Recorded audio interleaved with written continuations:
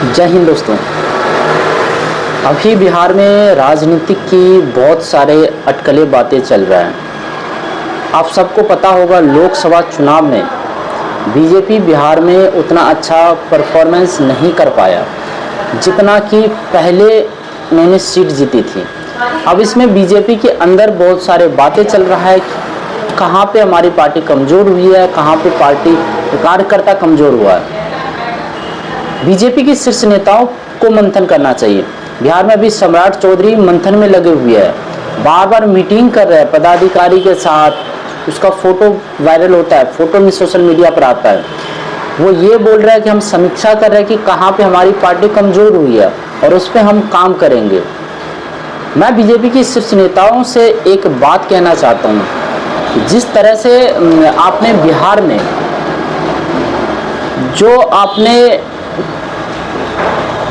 अध्यक्ष पद का जो घोषणा किया था और जिस तरह से सम्राट चौधरी के हाथ में आपने बिहार का कमान संभाला था, उसको आपने अध्यक्ष बनाया था, बिहार का बीजेपी का अध्यक्ष बनाया था, वो कहीं ना कहीं गलत आपका डिसीजन था। और सम्राट चौधरी जैसे नेता अगर जो बीजेपी का नेतृत्व करेगा, जहाँ पे भी करेगा, वहाँ पे बीजेपी कमज़ोर होगी। और 110% ये चीज़ मैंने अपने पहले भी वीडियो में इस चीज़ को जिक्र किया था कि शायद से बीजेपी इनको अध्यक्ष पद से हटा देगी लोकसभा चुनाव खत्म होने के साथ ही। अब वही बीजेपी के शीर्ष नेताओं का मंथन चल रहा है बिहार पे। और क्योंकि देखो इसमें बहुत सारे कारण हैं, आखिर क्यों बिहार में इतना कम सीटें क्यों आई। इसमें सबसे पहला मुख्य कारण बिहार में एकदम स्पष्ट आंधी चल रही है। अभी तक 14 सीटों पर चुनाव हुआ है। ना पिछले बार राजद का खाता खुला था, ना इस बार राजद का खाता खुलने वाला है। सम्राट चौधरी का बयानबाजी हमेशा लोगों को भड़काने वाला होता है। हमेशा जिस तरह से वो बात बोलते हैं, अपने आप को वो बीजेपी का चाणक्य समझने लगा है।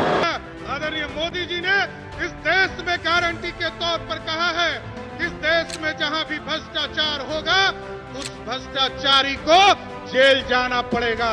उसी तरह हम लोगों ने भी जब आपके आशीर्वाद से डबल इंजन की सरकार बनी है तो बिहार में तय किया है कि अब बालू माफिया, शराब माफिया और जमीन माफिया, उनको या तो बिहार से बाहर जाना होगा, नहीं तो जेल के अंदर बंद होना पड़ेगा। नेताओं को ऐसे ऐसे बयानबाजी से बचना चाहिए। खास करके जो सत्ता में आता है उनको काम करने पर जोर देना चाहिए, ना कि उनको बेतुका बातें करने पर, बेतुका सवाल करने पर, बेतुका बयानबाजी करने पर।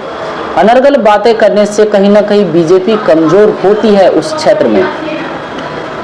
सम्राट चौधरी जो बिहार प्रदेश के अध्यक्ष है और बिहार के डिप्टी सीएम भी है, उनका बयान हमेशा उटपटांग वाली बयान होता है और इससे कहीं ना कहीं बिहार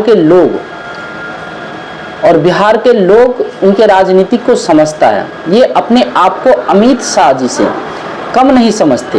ये समझते हैं कि मैं बिहार के चाणक्य हूँ।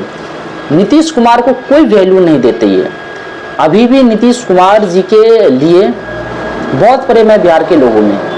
अगर नीतीश कुमार जी का जो अपमान करता है, बिहार के लोग उनसे बदला लेता है और ये बात हकीकत है। समझ में आनी चाहिए बिहार के नेताओं को, और जो केंद्र में नेता है उनको समझ में आनी चाहिए कि इस मुद्दे पर कम से कम आपको समीक्षा करनी चाहिए। और बिहार प्रदेश अध्यक्ष पद से सम्राट चौधरी को जितना जल्दी आप लोग चेंज करेंगे, उतना जल्दी बिहार में कहीं ना कहीं राजनीतिक और बिहार में बीजेपी मजबूत होंगी।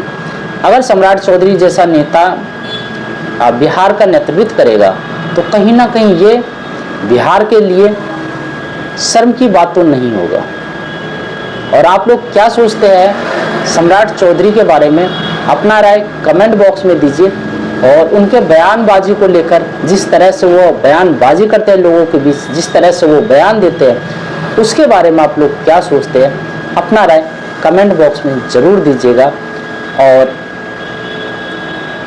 तब तक के लिए जय हिंद दोस्तों।